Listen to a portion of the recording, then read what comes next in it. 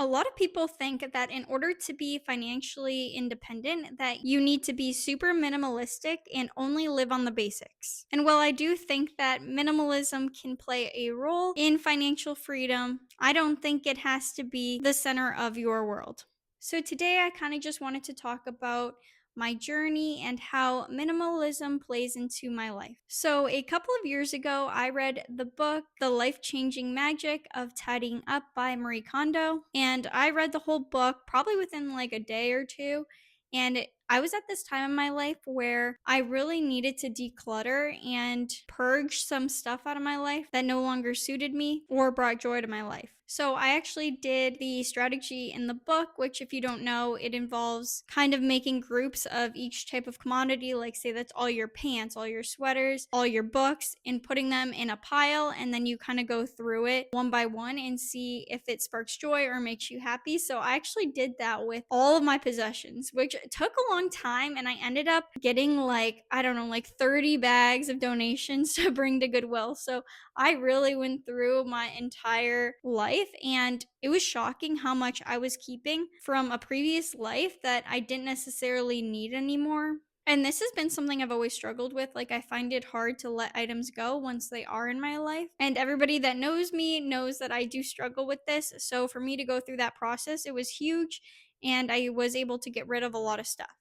So, something that whole experience kind of taught me is to be very careful before I bring something into my life and to make sure that I actually want it and that it's perfect for me. Because previously I was buying things if they were just okay or they kind of suited my purposes.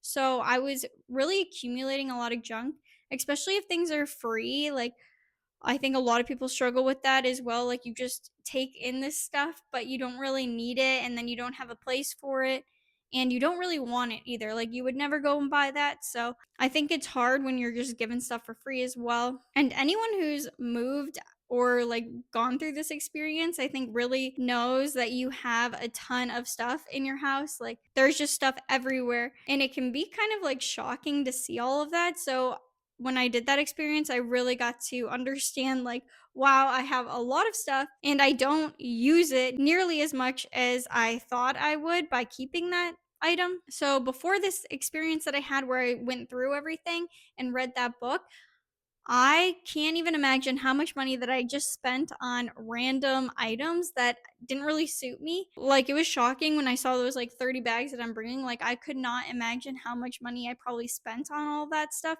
that I didn't really need or ever really use. It kind of just took up space in my house and didn't improve my life at all. So it was just a really eye opening experience that shined a light in this part of my life that I was just kind of blind to. And that was a couple years ago. So I have tried to maintain those ideas that I've learned in the book. I'd say it has been hard with some of the items. Like, I find that I really struggle with clothes.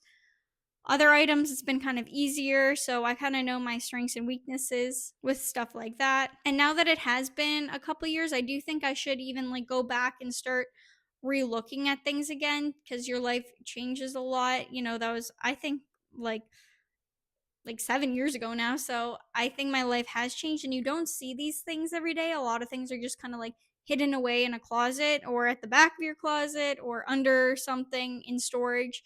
So maybe I'll try to go through them again. I just think it's a good practice to kind of look at how much you have and be like, do I need more? Personally, I think here's where some aspects of minimalism can actually help you in your finances, because if you know like what you have and what you still need, it kind of gives you an idea of where you should be spending your money and kind of what brings you joy and what makes you happy. In my opinion, I don't think it's bad to buy things that make you happy when you can afford it. I think the problem really starts when you are buying things that you don't necessarily need. And if you're just accumulating these things that you no longer use, I think it can affect your life. Another problem I've experienced before is if you have a lot of stuff, it can be kind of hard to know what you have. I'd say, like, you kind of forget about certain items. Like, when I do a closet clean out, I'm like, oh wow, I completely forgot about this item in the back of my closet,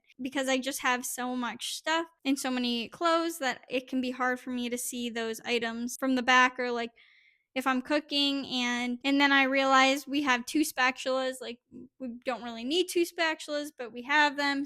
So I never needed to buy that second spatula because we already have it. So just knowing what you have and having an inventory of that, I think can be pretty helpful financially so you don't end up buying items that you actually already have and already like and just aren't utilizing them. Personally, at the end of the day, though, I do like to have stuff and I would like to buy really nice things every once in a while that make me happy. So I think for me, it just knowing what my goals are and what I would like to purchase eventually and kind of know to work towards that rather than just filling my life with these little things that I don't really need. I think for me, it's just kind of refocusing and knowing that I'm aiming for these couple big things and that I know that I'm still working on those things. I think it can be pretty hard though when all of your friends are getting nice things or new items and you kind of are like, "Oh, now I kind of want that," right? Like it's like keeping up with everyone around you, and that can be pretty hard sometimes to see that. So, I think it's important that like I have a goal and I know